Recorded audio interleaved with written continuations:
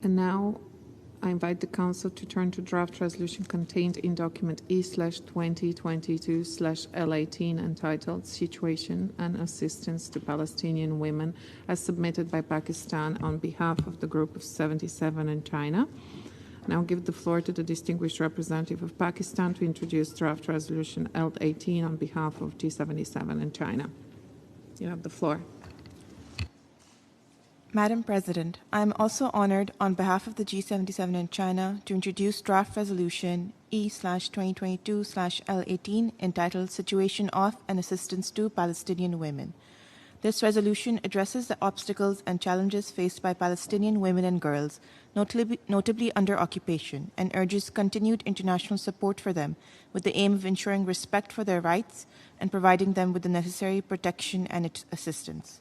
Limited but significant additions have been made to the draft resolution with the aim to address women's engagement in the political and social sphere and the need to ensure they are afforded the protection they are entitled to, in particular women leaders and women active in the public sphere, civil society actors, and of course journalists, especially in the context of the horrific killing of renowned Palestinian-American journalist Shireen Abu Akleh, a figure of journalism and a household name in Palestine and the Arab world that dedicated her life to shedding light on the suffering and struggle of her people and giving voice to the voiceless, speaking on behalf of victims till the day she became one of them. The draft resolution stresses the need to promptly ensure accountability in this regard. The resolution reaffirms that the Israeli occupation remains a major obstacle for Palestinian women and girls with regard to the fulfillment of their rights and their advancement, and calls upon Israel, the occupying power, to immediately seize all measures contrary to international law, as well as discriminatory legislation, policies, and actions in the occupied Palestinian territory, including East Jerusalem, that violates the human rights of the Palestinian people. The resolution calls upon the parties to comply fully with their obligations, including as states parties to CEDAW and under international humanitarian law and international human rights law, and stresses the need to ensure accountability and end impunity.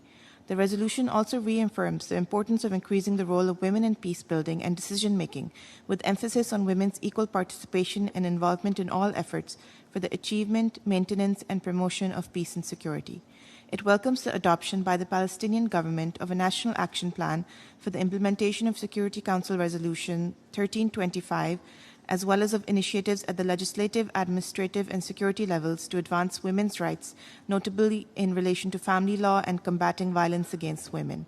The international community is urged to continue to give special attention to the promotion and protection of the human rights of Palestinian women and girls, and intensify measures to improve the difficult conditions faced by Palestinian women and their families, including those living under Israeli occupation and Palestinian refugees, as well as to continue to provide them with urgently needed assistance.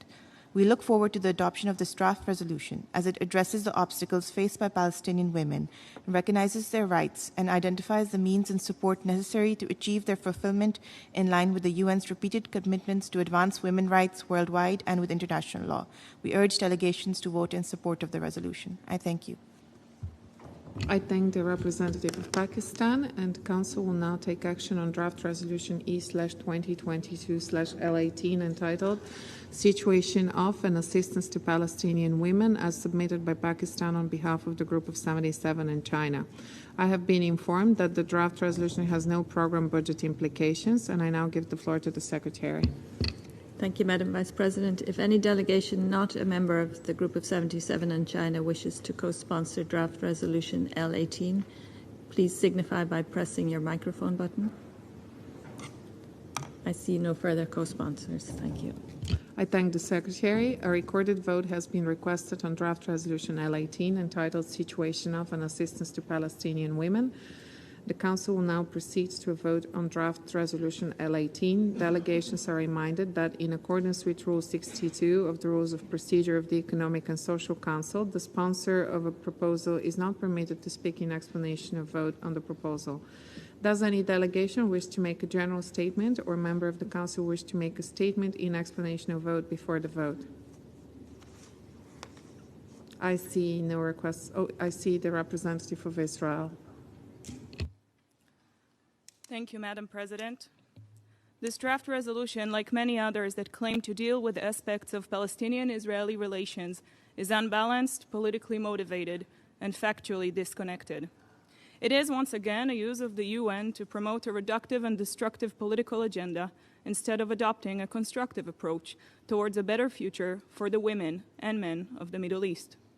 In fact, it does nothing to help Palestinian women and girls claim their equal rights.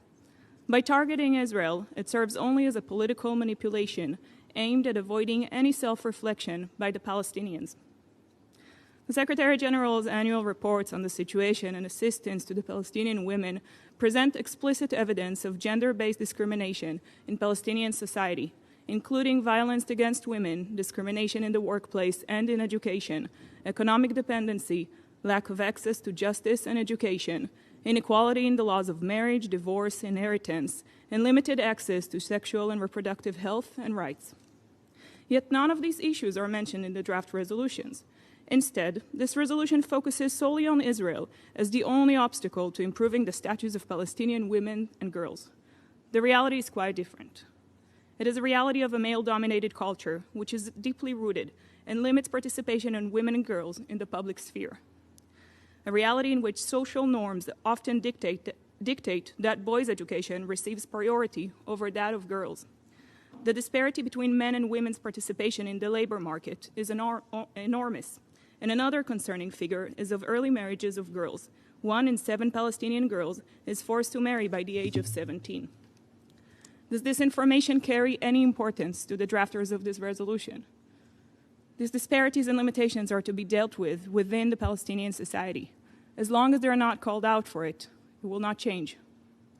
Madam President, when addressing Palestinian women and girls, one must also address the status of women and girls in Gaza, who are ruled by the regressive and repressive terrorist organization, Hamas.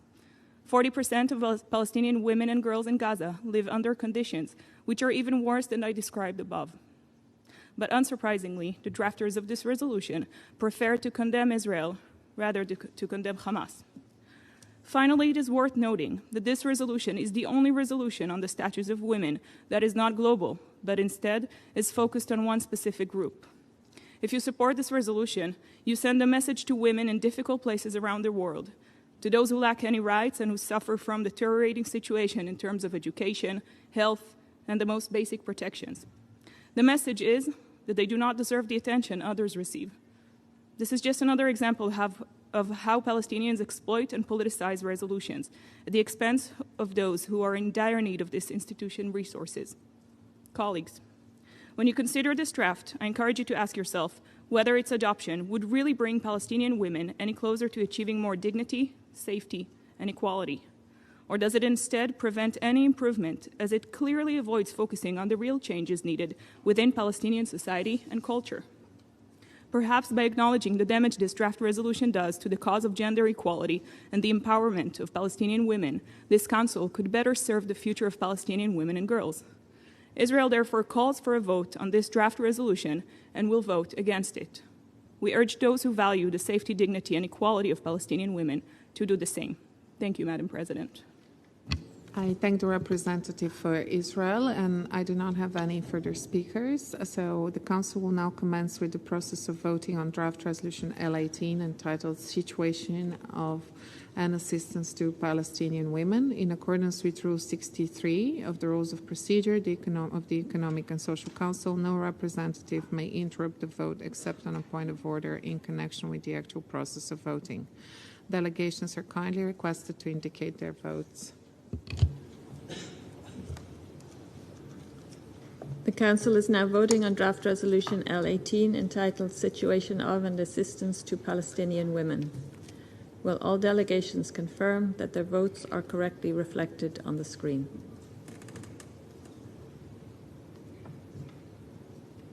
The voting has been completed. Please lock the voting machine. I thank the Secretary. The result of the vote is as follows. In favor 40, against 6, abstentions 4. Draft resolution L18 is adopted. Does a member of the Council wish to make a statement in explanation of vote after the vote, or any delegation wish to make a general statement? And I see the representative of the United Kingdom to be followed by Mexico. Thank you, Madam President. The United Kingdom is committed to advancing gender equality both domestically and internationally. However, as with our vote in 2018 on this subject, we are unable to accept the singling out of one country, namely Israel, in the only geographically specific resolution with the Commission on the Status of Women. Thank you, Madam President. I thank the representative of the United Kingdom and now give the floor to Mexico, to be followed by Canada. Gracias, señora presidenta. Mi delegación agradece al G77 y China la presentación del proyecto de resolución. México es un país con política exterior feminista. Las mujeres palestinas cuentan con toda la solidaridad de México. Ellas merecen la solidaridad de este Consejo. Por ello, mi delegación ha votado a favor. Sin embargo, observamos que el texto contiene múltiples áreas de oportunidad. Por ejemplo, no reconoce a las mujeres en toda su diversidad, lo cual limita necesariamente las políticas públicas que puedan emanar de este ejercicio. Nos parece que tampoco toma en cuenta las acciones de todos los actores que inciden en la igualdad de género en el terreno. No atiende normas sociales negativas, no atiende los retos de acceso a la salud sexual y reproductiva. En el contexto de la pandemia se han registrado efectos desproporcionados hacia las mujeres y niñas. Esto es cierto en todas y cada una de las regiones del mundo. Si bien el caso de las mujeres palestinas no es la excepción, el texto invariablemente se beneficiaría de las discusiones más amplias, como las que ocurren en la Comisión sobre el Estatus Social y Jurídico de la Mujer, la CSW. De haber existido la oportunidad de sostener consultas abiertas, transparentes e incluyentes, mi delegación considera que el Consejo podría llegarse de información más completa, proporcionada por gobiernos y por otras agencias y programas de la ONU, que informarían nuestras decisiones sobre la base de datos y evidencias. Repetimos nuestro llamado a favor de la congruencia que mencionamos al respecto en el proyecto L16. Pero en esta ocasión quisiera señalar que las mujeres palestinas merecen beneficiarse de los acuerdos gubernamentales que han mejorado la igualdad de género en otras partes del mundo. Invitamos así a los promotores a que en futuras ocasiones presenten un proceso que cumpla con estas características. Gracias, señora presidenta. I thank the representative of Mexico, and I now give the floor to the representative of Canada, to be followed by New Zealand. Thank you very much, Madam Chair. Once again, Canada voted against this resolution, although I have to say we have a very active mission in Ramallah. We have a very positive relationship on the ground with many NGOs, with the Palestinian Authority in advancing the interests of women. We're not just expressing our solidarity in verbal terms. We actually follow it with financial contributions, which we continue to make and will continue to make to the advancement of the human rights and the civil rights of Palestinian women. It's something that we take, as a country, we take very seriously. The reason that we're not able to support this resolution is quite simple. It makes it sound as if there's only one country, Israel, which is responsible for discrimination against Palestinian women, which to us simply lacks credibility. We respect other countries taking a different view. We're not going to call out anyone for either supporting or abstaining on this resolution. We're simply expressing our own perspective. We are firmly committed to advancing the human rights of Palestinian people, and there are many ways in which we do that, through our support for the work of the Palestinian Authority, through the work that we do on the ground with non-governmental organizations advancing the interests of women in the Palestinian territory. I regret to say that we do not have a similar relationship with Hamas in Gaza because of the extremist positions which Hamas has taken. It does not recognize the right of Israel to exist, which the Palestinian Authority has done. It does not. It has a charter which is deeply offensive to the existence, the very existence of the right of Israel to live in security. Anytime that changes, Canada will be happy to assist further with what is taking place in Gaza. We already supply substantial support to the refugee communities in all of the Middle East, and we'll continue to do that. We just repeat the principle that I said before. We firmly believe that no one is above the law. That includes the State of Israel. It includes the Palestinian Authority. It includes individuals, and it includes NGOs, and it includes organizations like Hamas. All are subject to the scrutiny that each one of us is. All of our countries are. No one is above it, and no one can act with impunity.